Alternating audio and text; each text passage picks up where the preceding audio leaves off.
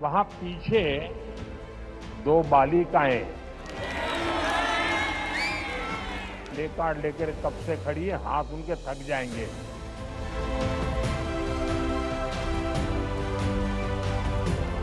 ಕೊಯಮತ್ತೂರಿನ ದೊಡ್ಡ ಕಾರ್ಯಕ್ರಮದಲ್ಲಿ ಮಾತನಾಡ್ತಿದ್ದ ಪ್ರಧಾನಿ ನರೇಂದ್ರ ಮೋದಿ ಅವರ ಭಾಷಣದ ಮಧ್ಯೆ ಸಡನ್ ಆಗಿ ಒಂದು ಕ್ಷಣ ಸಂಪೂರ್ಣವಾಗಿ ಎಲ್ಲರ ಗಮನವನ್ನ ಸೆಳೆದಿತ್ತು. ಭಾಷಣ ನಿಲ್ಲಿಸಿ ದೂರದಲ್ಲಿ ಇಬ್ರು ಶಾಲಾ ಹುಡುಗಿಯರ ಕಡೆ ನೋಡುವಂತೆ ನಿಂತರು. ಅವರ ಕೈಯಲ್ಲಿ ಒಂದು ಬರಹದ ಬ್ಯಾನರ್ ಇತ್ತು. ಅದರಲ್ಲಿ ಬರೆದ ಸಂದೇಶ ಮೋದಿಯನ್ನೇ ಮೆಚ್ಚುವಂತಿತ್ತು. ನಾನು ಈಗ ಶಾಲೆಗೆ ಹೋಗ್ತಿರುವ ಸಂದರ್ಭದಲ್ಲಿ ಭಾರತದ ಆರ್ಥಿಕತೆ 2ನೇ ಸ್ಥಾನದಲ್ಲಿದೆ.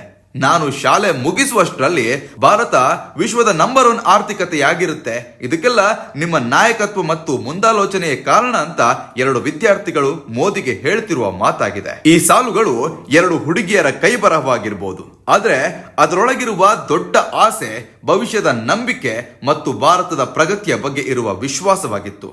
ಮೋದಿ ಅವರು ಹುಡುಗಿಯರನ್ನ ಗಮನಿಸ್ತಲೇ ಮಾತನಾಡುವುದನ್ನ ನಿಲ್ಲಿಸಿದ್ರು. ಜನವು ಮೌನವಾಗಿ ಅವರ ಕಡೆ ತಿರುಗಿ ನೋಡಿದ್ರು. ನಂತರ ಮೋದಿ ಅವರು ನಗುತ್ತಾ ಆ ಇಬ್ಬರು ಹುಡುಗಿಯರತ್ತ ಕೈ ಚಾಚಿ ಹೇಳಿದ್ರು, ನೀವು ಅವಾಗ್ಲಿಂದ ತಮ್ಮ ಕೈಗಳನ್ನ ಮೇಲಕ್ಕೆ ಚಾಚಿ ಬ್ಯಾನರ್ ಅನ್ನ ತೋರಿಸ್ತಾ ಇದ್ದೀರಾ. ನಿಮ್ಮ ಕೈಗಳು ನೋವಾಗಿರಬಹುದು, ಆದ್ರೆ ನಿಮ್ಮ ಹೃದಯದಲ್ಲಿ ದೊಡ್ಡ ಕನಸುಗಳಿವೆ ಅಂತ ಹೇಳಿದ್ರು. ಈ ಮಾತು ಕೇಳ್ತಿದ್ದಂತೆ ಜನರು ಜೋರಾಗಿ ಚಪ್ಪಾಳೆಯನ್ನ ತಟ್ಟಿದ್ರು. ಯಾಕಂದ್ರೆ ಇದು ಸಾಮಾನ್ಯ ದೃಶ್ಯವಲ್ಲ. ಇಲ್ಲಿ ನಾಯಕ ಮತ್ತು ಭವಿಷ್ಯದ ನಾಗರಿಕರ ನಡುವಿನ ಒಂದು ಭಾವನಾತ್ಮಕ ಗಳಿಗೆಯಾಗಿತ್ತು. ಅವರು ಹಿಡಿದಿರುವ ಬ್ಯಾನರ್ ಕ್ಷಣದಲ್ಲೇ ವೈರಲ್ ಆಯಿತು.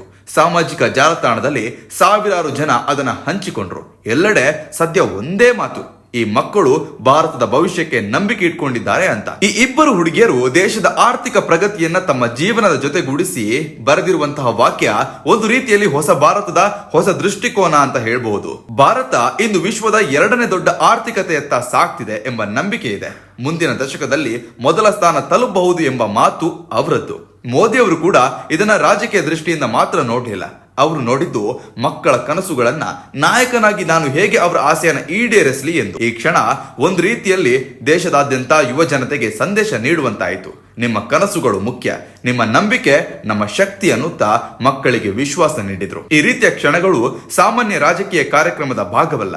ಇದು ಜನರ ಮನಸ್ಸಿನಲ್ಲಿ ಉಳಿಯುವ ಭಾವನೆಯನ್ನ ಹುಟ್ಟಿಸುವ ಕ್ಷಣಗಳು. ಇದು ನೋಡಲು ಒಂದು ನಗು, ಒಂದು ಮಾತಿನಂತೆ ಕಾಣಬಹುದು, ಆದ್ರೆ ಇದರ ಪರಿಣಾಮ ಭಾರಿ ದೊಡ್ಡದು. ಕೊನೆಗೆ ಮೋದಿ ಅವರು ಆ ಇಬ್ಬರು ಹುಡುಗಿಯರತ್ತ ಇನ್ನೊಮ್ಮೆ ನಗುತ್ತಾ ನೋಡಿದ್ರು. ನಿಮ್ಮ ನಂಬಿಕೆಗೆ ಧನ್ಯವಾದಗಳಂತ ಹೇಳ್ತಾ ತಮ್ಮ ಕಾರ್ಯಕ್ರಮದ ಬಗ್ಗೆ ಮಾತನ್ನ ಮುಂದುವರಿಸಿದ್ರು. ಈಗಿನ ಮಕ್ಕಳ ಜ್ಞಾನದ ಬಗ್ಗೆ, ಹಾಗೆ ಇದನ್ನ ಗಮನಿಸಿ ಮೋದಿ ಮಾತನಾಡಿದ ವಿಚಾರದ ಬಗ್ಗೆ ನಿಮ್ಮ ಅಭಿಪ್ರಾಯ ಏನು? ದಯವಿಟ್ಟು ಅದನ್ನ ಕಮೆಂಟ್ ಮೂಲಕ ತಿಳಿಸಿ. ಇಂದಿನ ಮಕ್ಕಳೇ ಮುಂದಿನ ಪ್ರಜೆಗಳು ಅನ್ನುವಂತಹ ಮಾತು ಇದೀಗ ಸತ್ಯ ಅನ್ನೋದನ್ನ ಮತ್ತೆ ಮಕ್ಕಳು ಪ್ರೂವ್ ಮಾಡಿದ್ದಾರೆ. ಧನ್ಯವಾದಗಳು.